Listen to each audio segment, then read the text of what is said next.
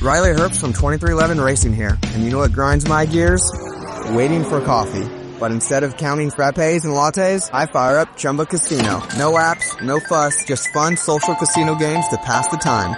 By the time my coffee's ready, order for Riley. I've already taken a few victory laps. Next time you're stuck waiting, make it entertaining. Play for free at ChumbaCasino.com. Let's Chumba.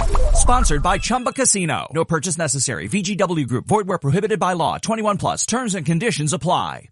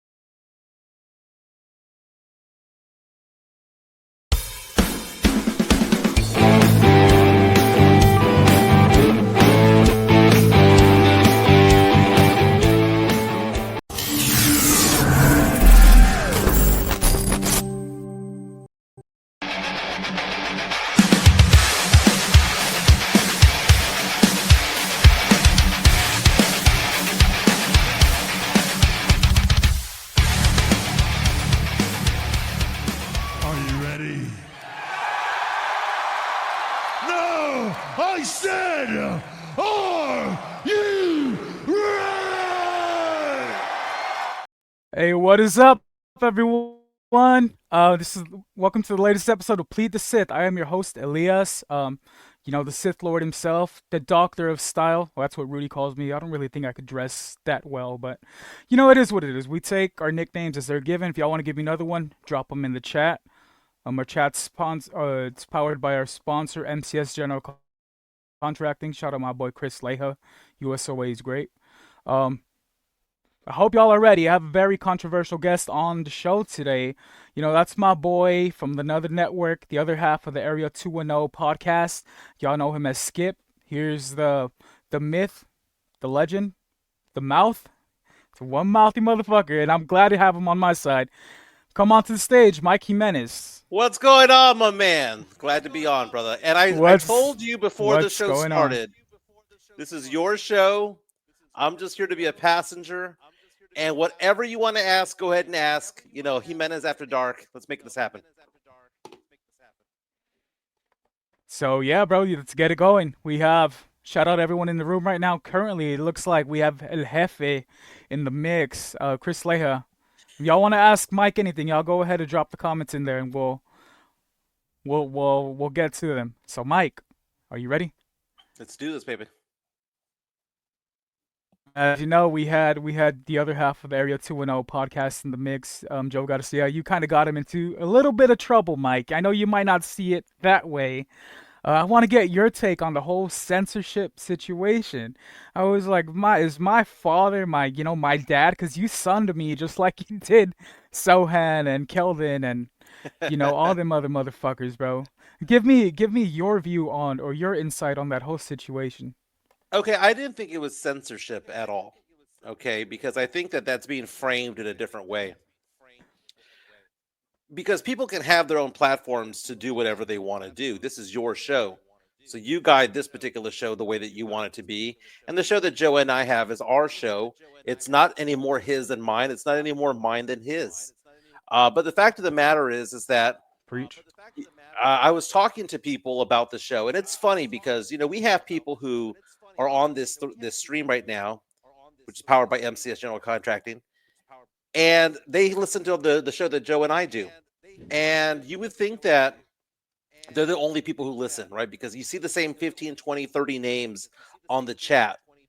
But there's a silent majority of those who don't do that because they're at work, or they are in the car, or they're at home working, or whatever the case may be. And those people have been reaching out to me whenever I see them, or they DM me, or they whatever. And they come up to me and they say, hey, man, I stopped listening to the show because it got a little too racy for us. I didn't like this. I didn't like that. So basically, I wasn't trying to censor. I was trying to bring back listeners who had fallen off. And to prove that this is actually working, Elias, 9 of the 15 most watched shows that Joe and I have ever done, last 6 weeks. Think about that. We've done 400 shows almost. Fire. 9 of the 15 most viewed shows were in the last 6 weeks. So there's proof in the fact that you have to make it a marriage between your own personality and also what the people want as well. And I'm trying to kind of walk that fine line between the two. And I wasn't trying to sun you, man. And I apologize for to you and to Chris if it came off that way. That's not what I was trying to do. As a man, what I should have done is brought you off to the side and talked with you one on one, but I didn't. Yeah. And I did it very flippant, and that is my bad. Okay. I apologize for how I went about doing it. I don't apologize for the sentiment behind it, though. No, I get you. And it's all respect on my end, Mike. You and I, we talked after that. You were like, hey, same thing you're sharing to the public, right? And I get you. You're trying to build up the show even more than what it is. It's one of my favorite shows on YouTube. You and I met through there, of course. I tuned in since since The Acquired Taste, actually. But it's good, bro. A lot of people, the motherfuckers in the chat in the morning, Mike, aren't gonna let it go. So once they went with the whole, oh, you're being a Karen movement, they just kept pushing and pushing and pushing. And me, I'm easy to persuade, I guess. I got pretty heated on my end, and I was like, nah, Mike, you're not gonna do that not to my boy Chris. I mean, because you ended up giving me a couple compliments, so that kind of went to my head too. I'm a conceited motherfucker. Everyone on here knows what's up, but but yeah, bro, it's all water under the bridge, over the bridge, or what's up? Oh, I'm just, just looking at it. There's an evolution to a podcast, right? The evolution is you start off and you get the first 30, 40, 50 views, right? And that's a pretty cool thing. And then you get to 100 views and you're like, man, I got 100 people who watch this show. And then it gets to 200, then it gets to 300, then it gets to 400, then it gets to 500. The problem that Joe and I had was that we were getting it to a certain level and then it was receding. And there was a point in time about 2 or 3 months ago where Joe and I had a conversation about, do we want to stop doing the show daily? Do we want to do it maybe 2 days a week or 3 days a week? Our numbers were looking really bleak there for a while. And I don't know why. It just happened. I thought the shows were still good, but it just happened. And as time went on, we started building a larger base, maybe not a better base, a larger base, so that now our baseline of minimum number of listeners or viewers per day is what we used to be considered good. What was a good day back in the day is now a bad day today.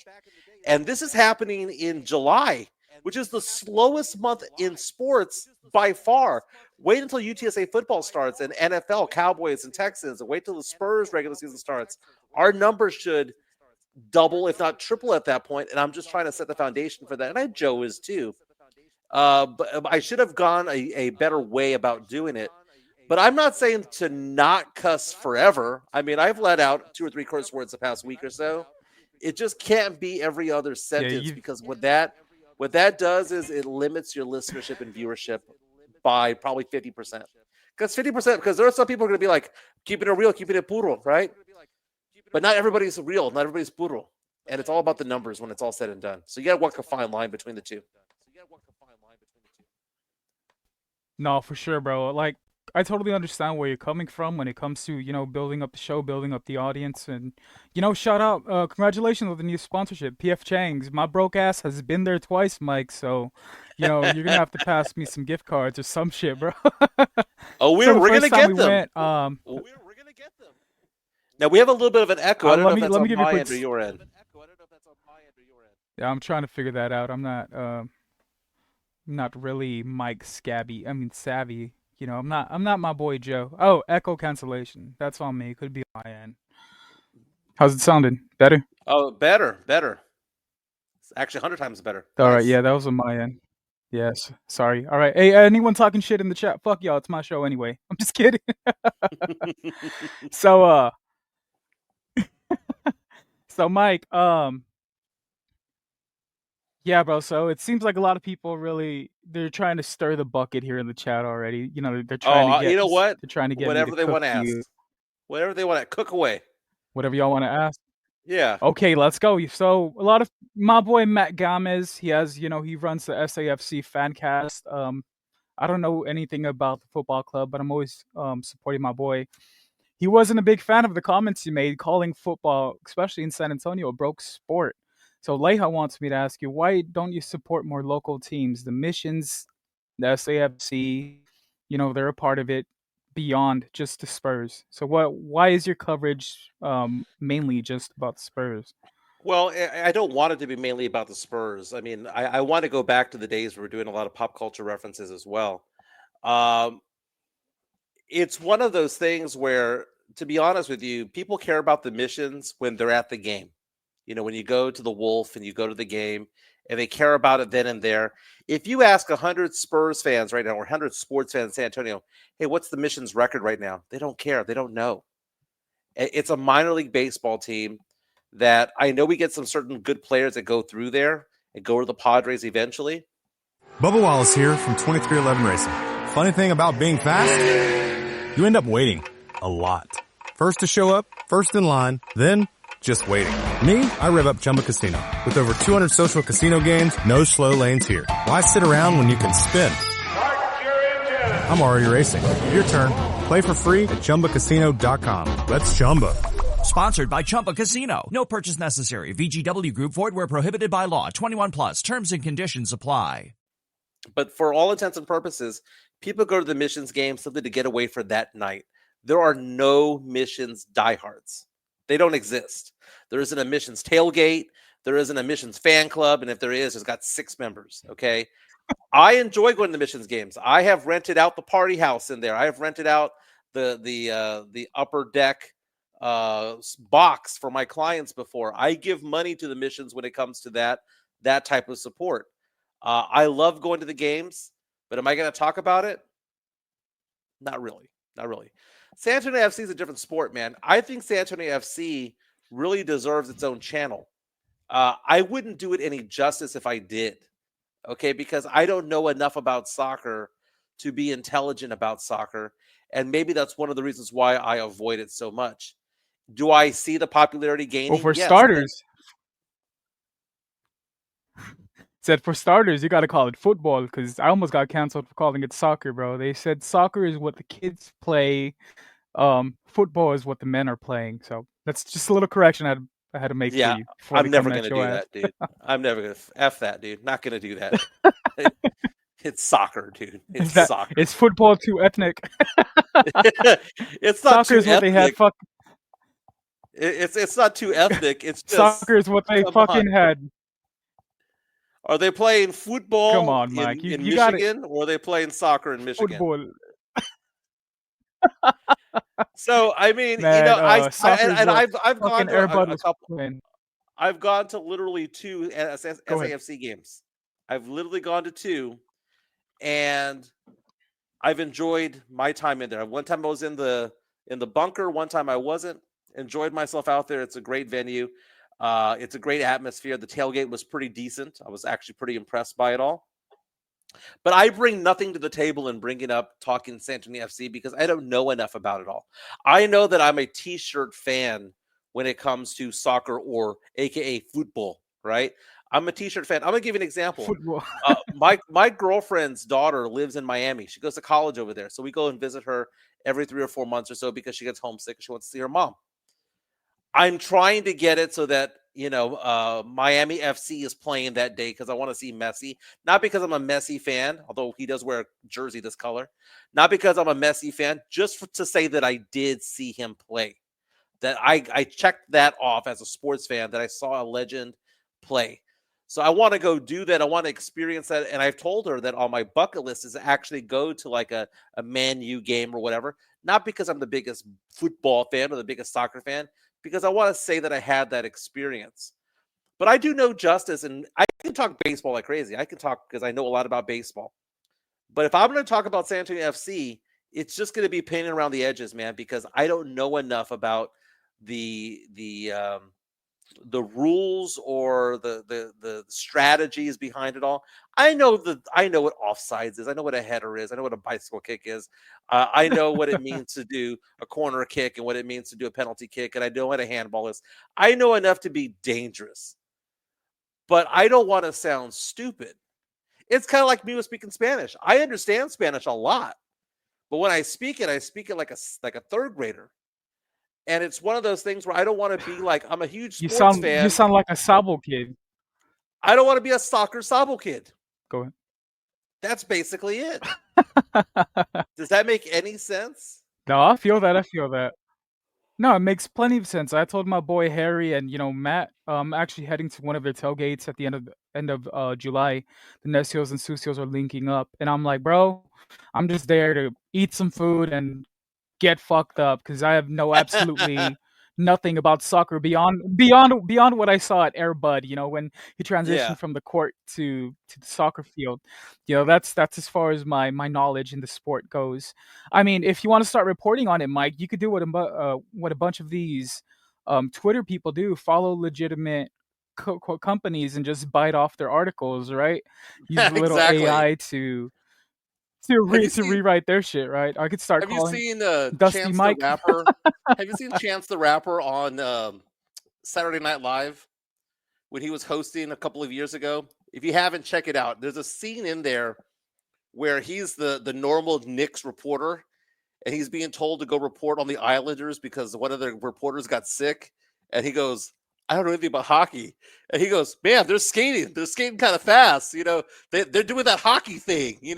Because he had no idea what the hell is going on. I don't want to be that guy. It's a great skit. I'll send it to you, but it's so funny because he had no idea what they were talking about, even though he's a diehard sports fan working for a sports network. Hey, it's Ryan Seacrest. Life comes at you fast, which is why it's important to find some time to relax. A little you time. Enter Chumba Casino. With no download required, you can jump on anytime, anywhere for the chance to redeem some serious prizes. So treat yourself with Chumba Casino and play over 100 online casino-style games, all for free. Go to ChumbaCasino.com to collect your free welcome bonus. Sponsored by Chumba Casino. No purchase necessary. VGW Group. Void where prohibited by law. 21 plus. Terms and conditions apply. I don't want to be that guy, man. I understand the popularity is there. And when I said soccer's a poor sport, that's actually actual and factual.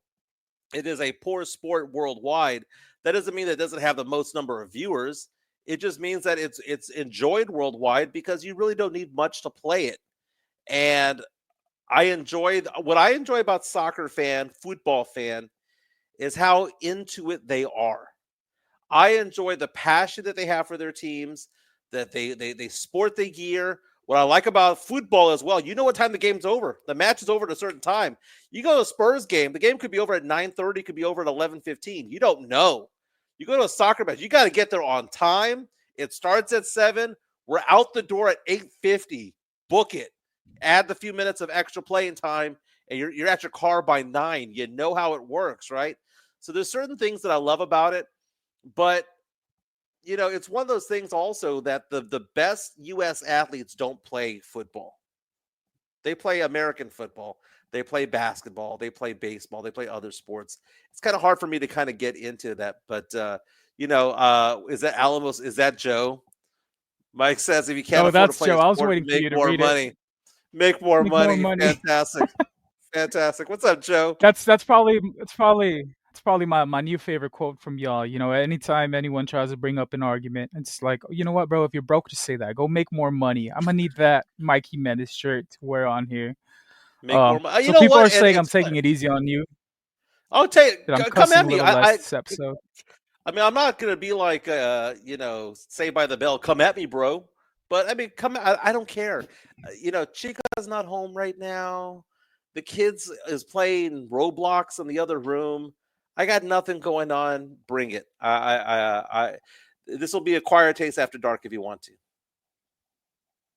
Fuck yeah. I mean, hey, you have something there, bro. A quiet taste after dark. Let's show the people what you're capable of. Are you Puro 2? Are you willing to open up on here? Because they say that you do hold yourself back a lot on Alamo City, bro. But I've I heard do. a lot of from the outside looking in, right? They say that you tend to actually babysit Joe a lot.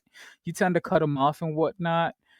People reached out and they said, ask him how he really feels about his coworker, his respect, or your co-host. Do you feel like you're more important to the show than he is at times, or give me your from the outside looking in? At times, you do Outside tend to looking in, talk over him and whatnot.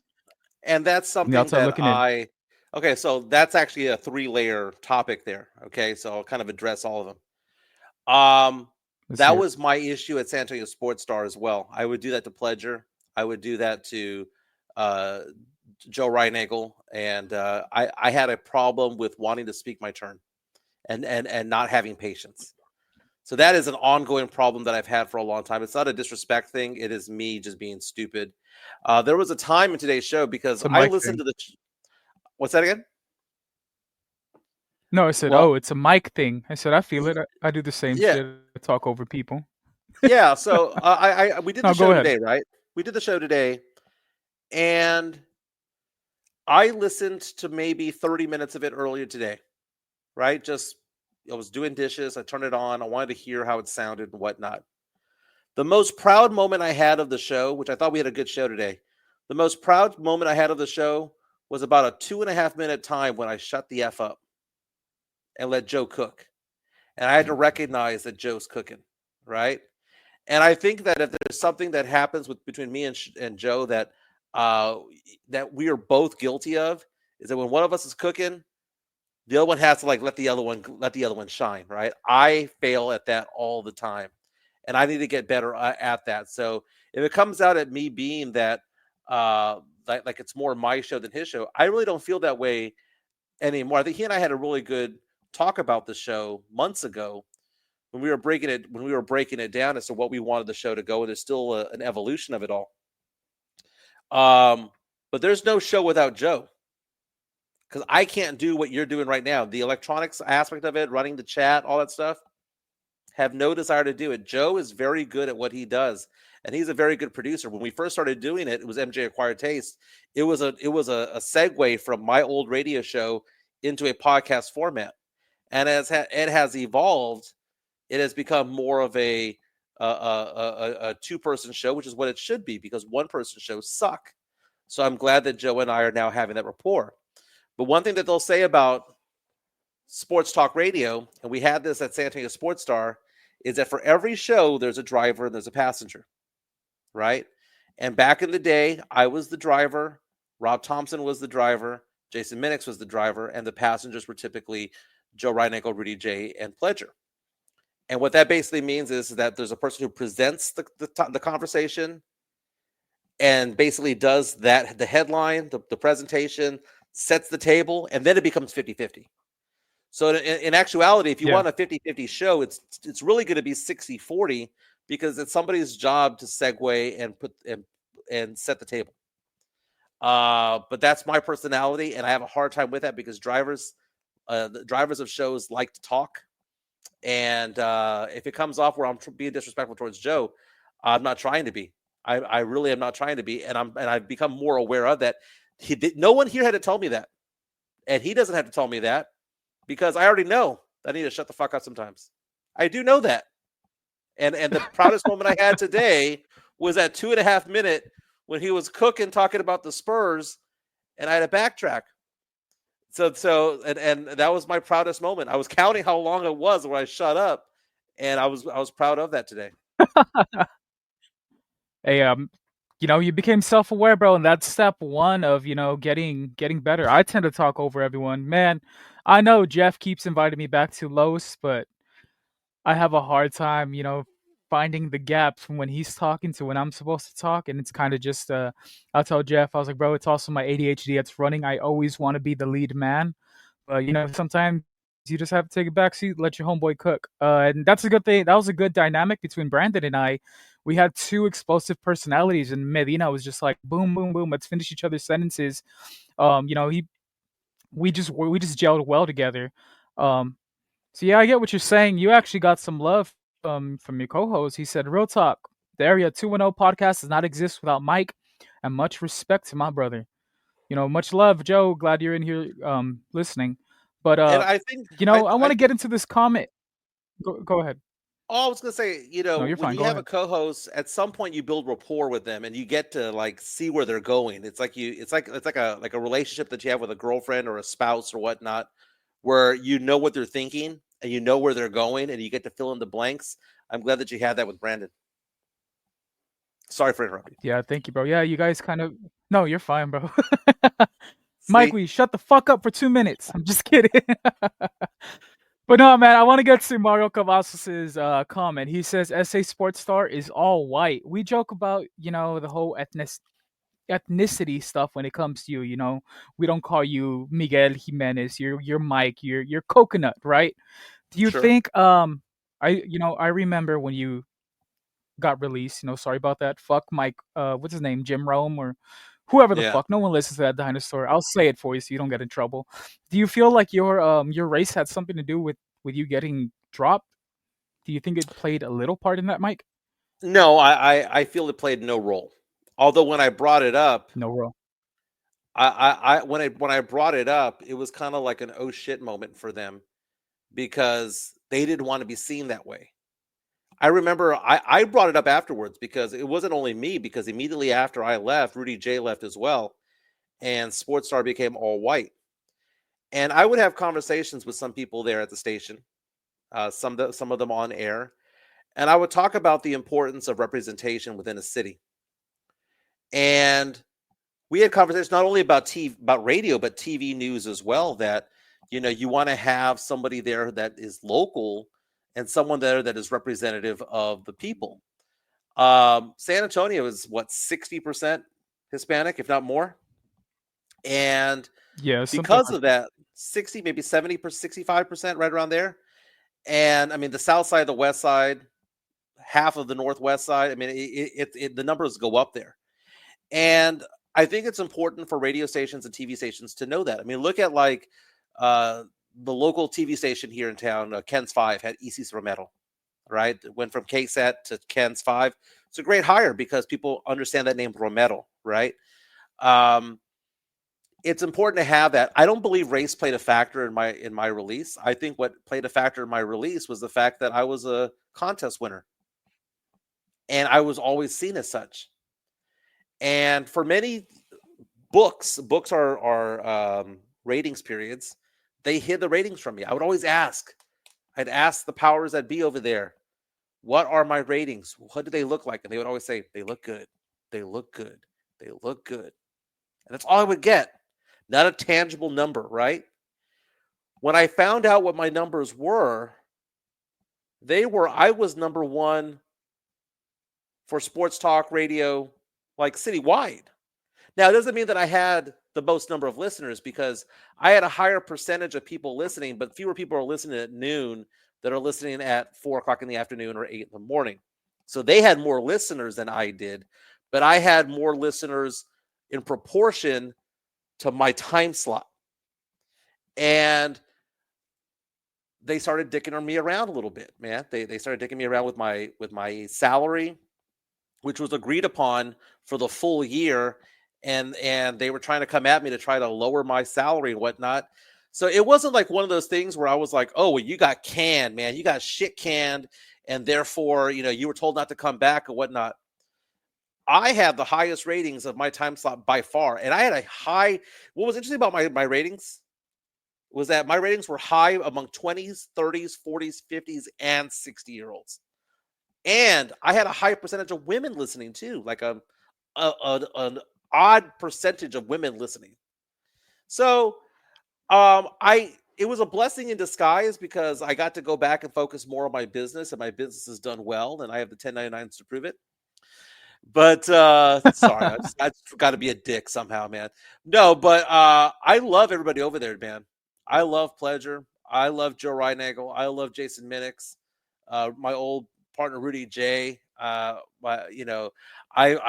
mended fences with Tim Spence and all that stuff, and they're very complimentary towards me as time has gone on. Minix brought me up on the show the other day. They were making fun of me on the show, and I haven't been there for 2 years, and they were making fun of me. Love those guys. It was a bad situation. They need to have more Latino representation there. It's a shame that they don't. It's a shame that they didn't hire somebody for that. And it hasn't been the same, man. And there's a reason why the ratings there are a little bit shaky compared to what it had been in the past. Because I'll be honest with you, I thought at the time. Am I okay? Go ahead. I was gonna say at the time, Yeah, I thought we had fine. I thought we had a really good synergy going, because the morning show fed into me and I would bake it, and then I would say something stupid, and then Joe and Jason would jump on top of it, and then it fed around to the next day.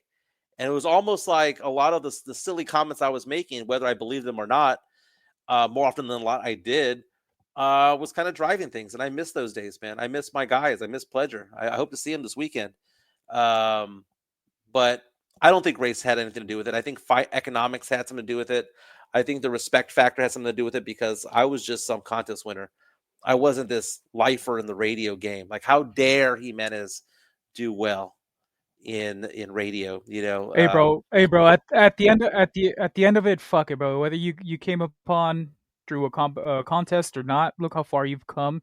You've done well for yourself. I'm not trying to kiss your ass on you. I don't need people calling me Mike Jr. all over again. It took me a while to shed off that name, and I'm still not forgiving you guys. Swiss, face photoshopped you and I on a Brokeback Mountain photo that went semi-viral a couple times. So no, those Swiss, are if you're in the fun, chat, and fuck you, but I love you.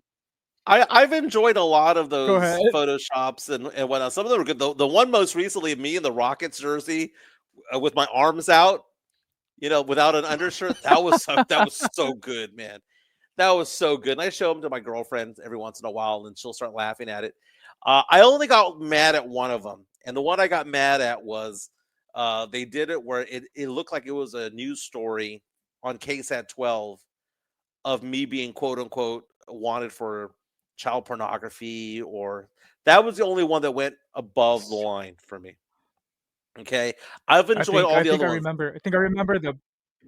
remembered. I think someone had dropped one, kind of mentioning that you were fucking animals or something, and like they that. used your picture. And that they had was like brutal. they had a KSAT logo. It looked legit. It looked legit. It wasn't like, oh well, it's a fake funny Photoshop or whatever. That one looked very legit. And at the time, I was in the middle of a very, very big case transaction at my work that was going to set my year off in a good way. And Hello, it is Ryan, and I was on a flight the other day playing one of my favorite social spin slot games on ChumbaCasino.com. I looked over at the person sitting next to me, and you know what they were doing? They were also playing Chumba Casino. Everybody's loving having fun with it. Chumba Casino is home to hundreds of casino-style games that you can play for free anytime, anywhere. So sign up now at ChumbaCasino.com to claim your free welcome bonus. That's ChumbaCasino.com and live the Chumba life. Sponsored by Chumba Casino. No purchase necessary. VGW Group. Void where prohibited by law. 21 plus. Terms and conditions apply.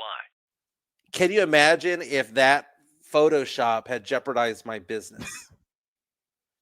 Because it's all fun and games until they start costing you money, dog. I feel you. Well, it is, and it's one of those things where I have clients who listen to my podcasts. I have clients who came from the podcast, but if you're someone who's vetting somebody, if someone's going to give you money to invest, and they're going to give you $500,000, $1 million, $2 million to invest, guess what they do? They go onto Google and they search you, right? They want to look at who you are, whatnot. And I've had a lot of times people have come up to me who I've had as new clients come up and go, dude, I was searching you online. I see that you do a podcast. I was listening to it. Another reason why I'm toning down the cursing as well, by the way. But had they stumbled upon that and said, well, what's this? Even if I came at them and said, dude, it's just a funny Photoshop. It was a Photoshop. They're part of a podcast, or it's part of my podcast, or it's a listener or somebody that follows me on Twitter. And then it sets the whole rabbit hole about it all. That was a big case. That was one of the biggest cases of my career going down at the time. And that thing got released. That's why I got mad. And it also got mad because even if that big case was not happening, just if you want to call me a Rockets fan, great. But as someone who's a father, don't call me a pedophile, dude. Especially one who has daughters. Or a dog, or a dog fucker, bro. That I miss. I'm that not one, trying baby. to laugh because I know you're in the presence, bro. But oh man, that was brutal. But Mike, you do tend to catch a lot of shit on social media. Midtown says he apologized. I was actually gonna ask. Midtown says he apologized, right? And he did, and I accepted that apology. And it's and I don't everything that he's done since then has been amazing. I have no problem. Yeah, no, bro. I mean, it takes a man to man up and reach out, take the apology, and not go on and stand on business, and try to cook you again. But Mike, I've seen and I've talked to a couple of the fellas that some people don't know the difference between roasting and attacking, right? I know I was one of the first ones who jokingly brought up your divorce. Sorry about that. Oh, congrats on finalizing on the second one. But I've seen some people come at you, calling you everything from fucking, from this dumbass, this fat ass to that's why saying comments like that's why his wife left him and all this shit. Oh, I don't have the skin for that. I get, you're very good at holding your own. You forgive and forget, or you just ignore them. I can't do that personally, Mike. How do you do it to not go back at those people? Because, the second y'all mention my wife, my kid, I'm gonna crash the fuck out, and I'm just giving everyone heads up. So you're more You of a know, man in that case than I am, Mike. this is a conversation I've had with people in the media, from people on the radio, podcasters. Carolina Teague is one that I've spoken to about this. Is that they're going to be haters out there anyway? You know, uh, doing a podcast or a show is about 80% you, 20% shtick, or 90-10. And it's more real than not, right? And I think that there's a very good book called How to Deal with Difficult People. And I read it a long time ago. And it basically talks about like how to talk to people who are displaying anger at you, but trying to hide it in comedy. And the way that you do that is either A, you ignore it, or B, you expose it. You know, if I thought somebody went overboard, I will do that, right? I'll give you an example. The whole 1099 thing. Do you know how that one came up? Do you know how that one came up? That No, whole go. 1099's bit came up. It wasn't me being arrogant. It was me having a bad day. Dude, I lost my radio show. Uh my wife didn't want to be married anymore. My dog died. My kids were kind of in flux with the whole situation. My business partner had backed out. I was in a bad headspace, and somebody was coming at me that day, right? I was going through therapy. This is around the time where Joe and I had done the podcast for a little while. Then we took some time off because my head was not in it. And some punk was going off on me, calling me every name in the book, loser, this, that, and the other. And I say, hey, man, I'm not a loser. I'm so glad that you lost your job. I hope, you lost your radio show, lost your job. I hope you suffer because of it and all that stuff. And I said, dude, that was a hobby of mine. Like Minix and Reinagel and Pledger and Rob Thompson and the other dude that does the morning show, that is their career. Rudy J, that was their career. That's not my career. It never was. Like that was my hobby. It was a good paying hobby, but it was a hobby nonetheless. Made more with my business. And I told him, I said, hey, sorry to piss you off a little bit or disappoint you, but that's not my source of income, man. That was a hobby. I got paid for it, but that was my hobby. And the guy kept going off about my divorce, who doesn't even know anything about anything, and all this stuff, and started calling me a loser, hoping I go broke and all that stuff. And I just basically said, I'm a loser. I said, I probably make more money than you do. And he goes, well, I'm 23 years old. Of course you make more money than me. You're middle aged. And I said, okay, what do you do for a living? And he told me what he did for a living, which wasn't much. I said, well, when I was 23 years old, I was a TV news reporter at KBB in San Antonio. I was a college graduate. I had this accolade. I had worked at a TV station in Corpus Christi. I was doing post-game interviews at Spurs games and all that stuff. And I made this much money back in the year 2000 when I was 23 years old. And I said, are you doing that? And then he goes, well, no, but I got blah, blah, blah. And I said, maybe I'm a jackass, but who's a loser now? And it was me just Fuck yeah. bullying the bully, And I kind of said something to the effect of, I got the 1099s to show it to you or prove it to you or something to that effect. And that might have been one conversation, or I might be, because it's been a couple of years. It might be a combination of 4 or 5. Like you have a character in a movie that's really a factual character, but it's really a compilation of 3 or 4 people. That might have been 3 or 4 conversations that I'm putting together as one. But essentially that was the evolution of it all. And it was, I now joke with it, although I do well for myself, man. I enjoy doing what I do. I don't work very hard anymore. I work a full-time job. What I don't work as hard anymore is that in my business, it's hard to get a name for yourself out there, right? It's hard to get a name for yourself. I struggled for 10 years in this industry. I worked multiple jobs, multiple full-time jobs at one time, 80 hours a week, 90 hours a week away from my kids. So I'm reaping the benefits, the rewards of what I did back in 2008, 2012, 2016, 2020. And now I'm in a comfortable space where my clients are I have the clients that I need and want. Yeah, man, bro. It's great seeing someone like your age, not someone your age. I didn't mean to call you old, but someone that's been through what you've been through, especially in just these 4 years alone, bro. I've seen the roller coaster in your life, whether it be, you know, losing the job, the marriages, and all that. And then this is your comeback story, and it's pretty dope to see you out there visiting these foreign countries and whatnot. I just tweeted at you. I was like, bro, when you're in Jamaica, if you come back with dreads, I will not be your friend anymore. I said I will cancel you myself.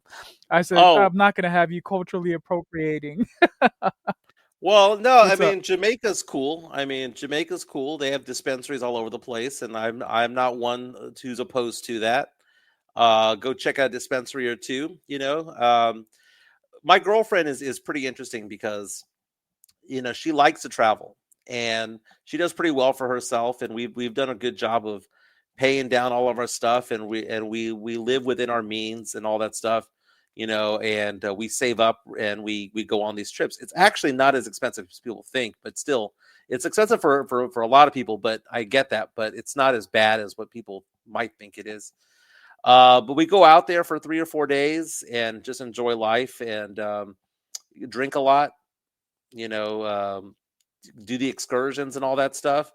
It's funny because I was down in the dumps a couple of years ago, and now I have a girlfriend who is a lot more attractive than my ex. I hate to say it that way, but it just is what it is. My ex was not unattractive, but I outkicked my coverage big time this time around. She does well for herself. She's successful. She's super clean. My house, I swear, military grade. Get the white glove and just go across the table. Ain't one speck of dust in this place. It like everything is in place, in order, and it's a blessing to have this life. And you know what?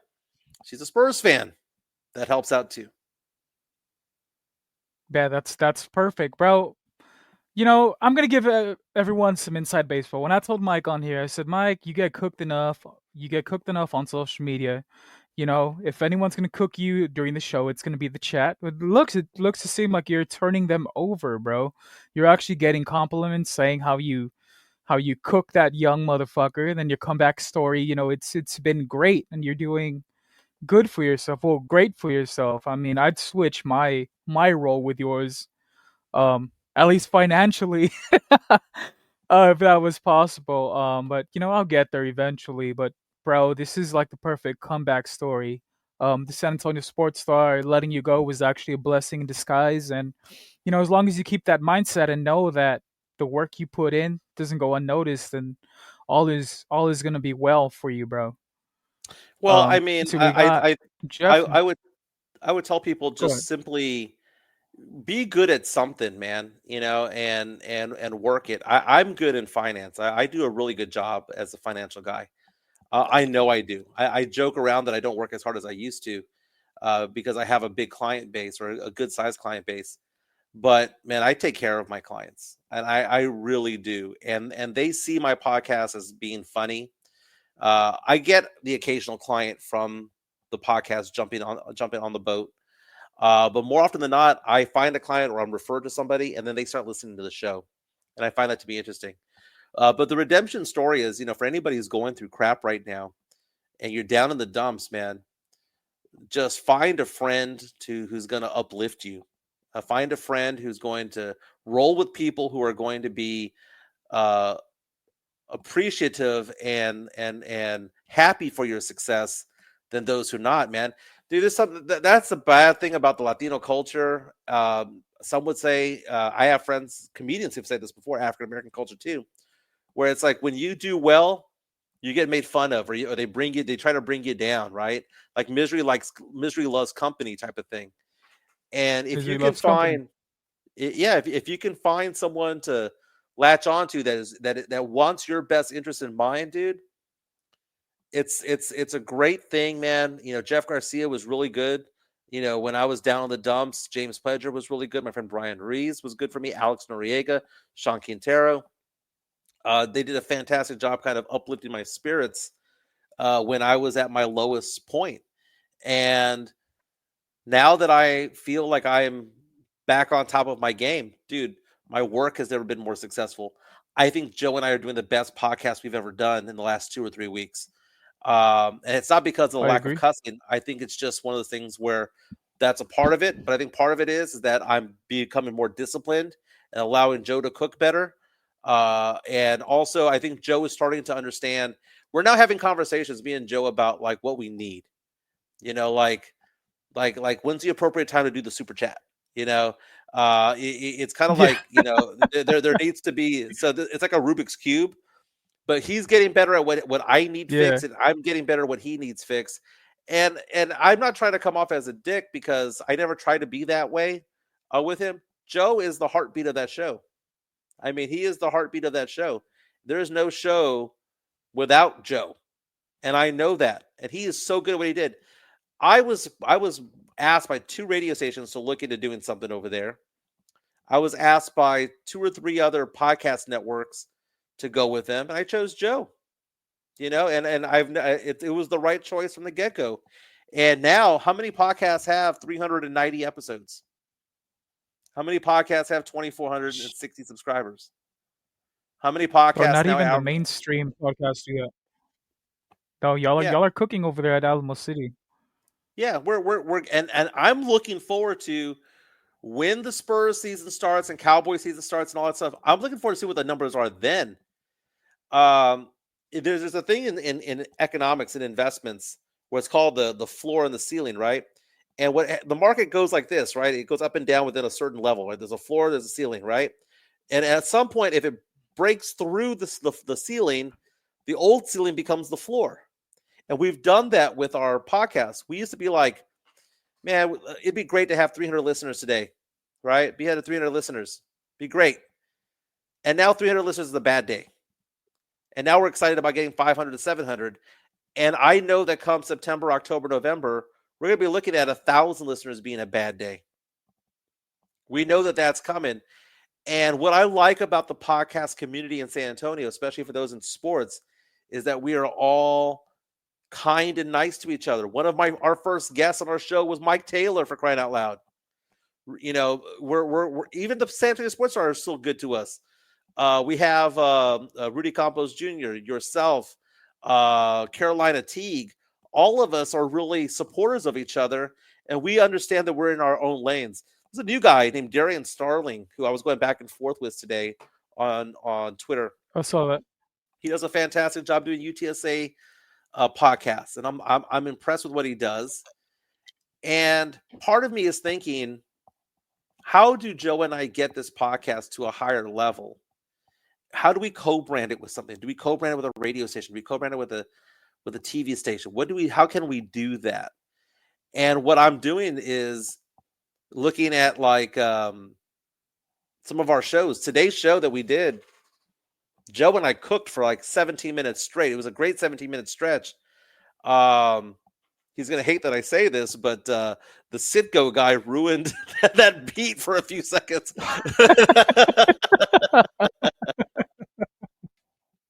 It's almost like we got a good resume. I could tell. I like the Sitco guy. You could tell. You could tell.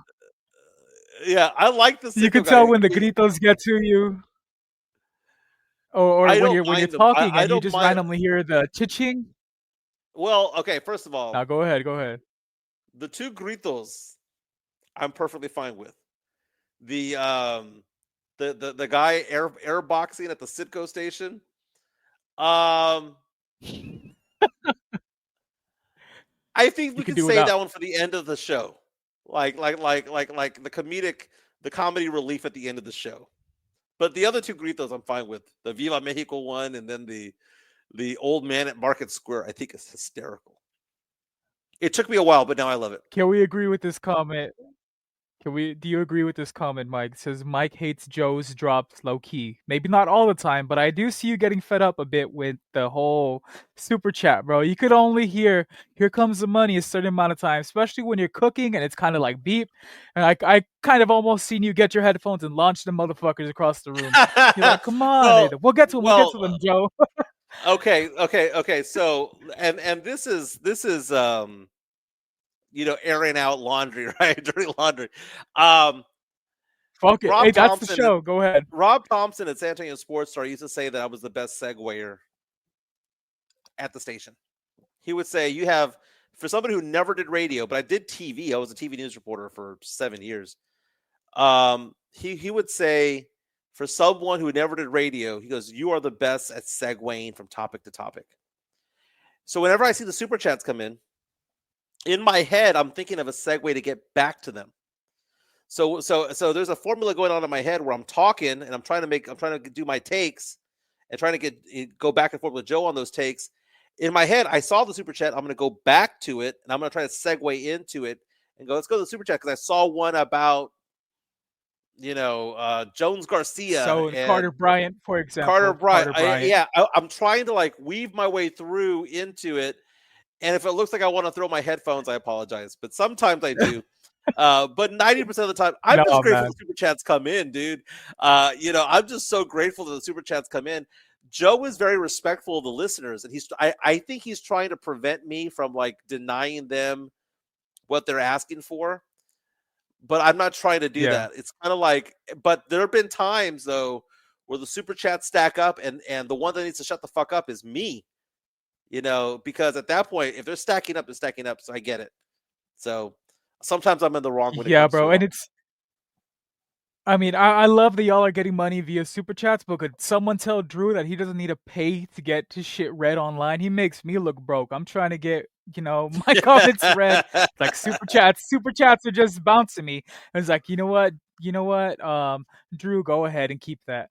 But we're gonna start closing up here, Mike. But I wanted to give you your flowers on one more thing. You see me, I'm rocking my dad gang cap. Yeah. I met you when I brought home my little one, right? I reached out to every dad I knew and just asked them, hey, how do you do it? Especially being a girl dad. I'm scared. I've never done this before. Well, I'll get into a story maybe in a future episode of how a girl claimed she was pregnant with my kid, had the baby 5 days before my birthday, said, hey, your birthday present's here. I've always wanted to be a father. Shit happened. We go get DNA test. Turns out I'm not the dad. Boo-hoo, right? So, so when my wife and I, when she told me she was pregnant, bro, I was ecstatic, but that little PTSD kind of kicked in. Not that my wife has ever been disloyal to me. It was just like I've had my heart broken before when it came to that. But once everything came to fruition, my daughter was here. I reached out to almost every dad. I believe I reached out to Chris Leha, yourself, Joe, and you guys gave me wonderful advice, especially you being a girl dad. I mean, I still reach out from time to time, and you've told me in the background, that you're doing a great job with your little one, and it's good to see her growing, and proud of you. And a lot of people don't get to see this side of Mike, and that's kind of where I wanted to take your episode today, brother. I feel like you've been cooked enough, and the chat in the Alamo City podcast in Area 210, it's gonna be what it's gonna be, right? They know they're attacking the character. I just wanted everyone to get to know the person behind the character. It's you, Mike Jimenez, the OG. There's an old song by Dwight Yoakam called "Streets of Bakerfield." And in that song, man, no one listens to that hillbilly shit. I'm just kidding. Well, that's an old time 1980s country song, right? I saw him in concert. Gonna get some heat for saying this. He opened up for George Strait and was better than George Strait that night. Facts. And I love me from George Strait. But song "Streets of Bakersfield." You don't know me if you don't like me. And that's the thing is that I've had people who've come up, old radio show podcasts, come up and see me at a bar or whatever, and then hate the fact that they like me 5 minutes later. They hate the fact they like me 5 minutes later because they realize that I'm not a dick. I'm not sitting there firing off hot takes at the bar. But it's funny to meet people who listen to the show. I think it's a trip that 475 people or 530 people watched yesterday's show. That's just on YouTube. How many people watch it on Facebook and Twitter is a different number. I think it's a trip that people are there watching and like the takes. And I've told Joe this before. The numbers, once you get those numbers up, I had a guy come up to me the other day and said, "Hey, we listened to you at work." So we, as in it counts as one subscriber watching or listening, but they had it on the overhead at their work. And it's like, yeah, we have several people listening at one time, but they have just one connection listening. I find that it's a trip that all that is going on. And, I'm not that big of a jerk. I'm not the nicest guy, but I'm not the meanest guy of all time. But I love the community that we've put together. I love our listeners and what they bring to the table, and we love the super chats. But as your show gets going and grows, it's hard to keep up. Make sure that you set the table. That's the important part of any radio show or any podcast is setting the table. Joe and I have the ability, because we've done this show 391 times, we have the ability to just go off and run, right? I told you before the show started, I woke up at 9:55 the other day and started doing the podcast with Joe at 10, stinky breath and all, because I just went and combed my hair and I just went off to the show, grabbed some vitamin water and just kept going. But set the table, know what you want to talk about, set the table. Have a good interaction with the people that you've got going on. You have a good base of people. I'm glad that MCS has jumped on board with you. I enjoyed doing the show with Joe, and we're going to celebrate episode 400 pretty soon. We're going to celebrate subscriber 2,500 pretty soon. And we're scratching the surface now of what's going to be a bigger podcast. We thought our podcast was dying 3 months ago, and now it's stronger than it's ever been. So it's amazing. You never know. Yeah, brother. No, one last thing. Can Leha beat me in a foot race? As of today, the answer is yes. Come on, Mike. Okay. As of today, the answer is yes. It's because you have that gimpy knee.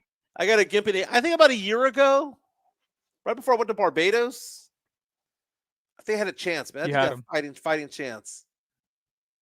I don't think so. I saw Leha run up two levels at a parking garage in Austin, Texas. He took me to go see wrestling. There was a fucking crash in the lower level. He just happened to have a vest on, right? I mean, a vest in his car. He put that hole down and he was directing traffic. He came in drenched in sweat. I was like, bro, you're too big of a motherfucker to be moving that quick. So I don't know, Mike. I think Leha would have had your number regardless. And, perfect segue. I think it depends on the distance. I'm sure he can beat me in a 100-yard dash. I'm sure he can beat me in a quarter mile. What I'm thinking is I might get him on a 1 to 2 mile distance. Maybe back in the day. Up about a year ago. I need my knee to come back. My knee's actually feeling a lot better today. It feels a lot better today. That's good. So Jonathan Perez. What's Leha saying? Ask Mike about the night we went to the Spurs game and he was down in the club drinking. I've got this motherfucker. I was trying to segue into that, Mike. He said we got to get Leha and Mike to squash it. Then I was gonna bring this up, but you read it. It's all fun, bro. I remember that night because Chris called us or he left the voice chat. My boy was slumped. How drunk did he get, Mike? Give us your perspective of that night. Because that motherfucker was. I don't remember him, dude. Joe. Leha. I don't remember him getting too drunk. I don't. He might have played it off pretty well, but because when I get drunk, I slur my words. I don't stand very well. I start to karaoke, right? But no, I don't remember him being too bad. But I do remember lots of drinks being pounded. That I do remember. Yeah, bro, I remember leaving us like a 5-minute voice chat saying, I'm so fucked up. He's just like, No one tell my wife. No one tell my wife. Like we didn't even know her name at the time. We're like, Chris, you're out there drinking. Then I actually stayed up to give my big brother like, hey, did you get home fine? The next day he's like, man, we were talking shit to all the Spurs. The fucking drinks just kept coming.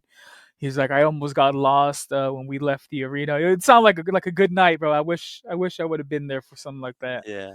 Leha said he used to run cross country. You don't want the smoke. Well, Leha, I Cross mean, if country, everything's not squash, football? Not football? not football. uh, all right, Mike. So we ran a little bit over in time, but is there anything you want to plug, brother? Go ahead, plug your job, plug your show, and whatnot. Yeah, he shows This on is your 10 to time. 11:30. 10 to 11:30. Alamo City Podcast Network, Area 210 Podcast. Come check us out. My number for financial needs, 210-508-0369, 210-508-0369. Anybody has questions about retirement planning or insurance planning, whatever the case may be, something like that, reach out to me. It was a pleasure, dude. You're doing a good job. I love the graphics, and I'm glad Sweep the League has you on. And man, I'm looking forward to it. And thanks for letting me speak my piece and letting me cuss a few times. Yeah, man, no problem. It's good to give people another perspective of Mike, the Mike that I know. Not to sound all gay and shit. I'm not gonna go over there and kiss and hug you, but no, I'm just glad. I'm just glad that you were able to, come on here, man. You're a pretty motherfucker, but you're not that pretty. But all right, we're gonna end the show with that one before y'all come at my ass. And thank you for not giving me crap about Lululemon, man. That one has come and gone. Man, I can't talk shit about what I can't afford, Mike. But this has been the show, everyone. Be on the lookout for the next episode of Plead the Sith. I believe I'm gonna have my boy Mike Mayer from Off the Top Rope podcast out in Cali. It's gonna be a wrestling show. Mike, I hope this isn't your last appearance on the show. You're welcome back here anytime, brother. All right, that's been the show, everyone. Much love. Much love. Man, much love, man.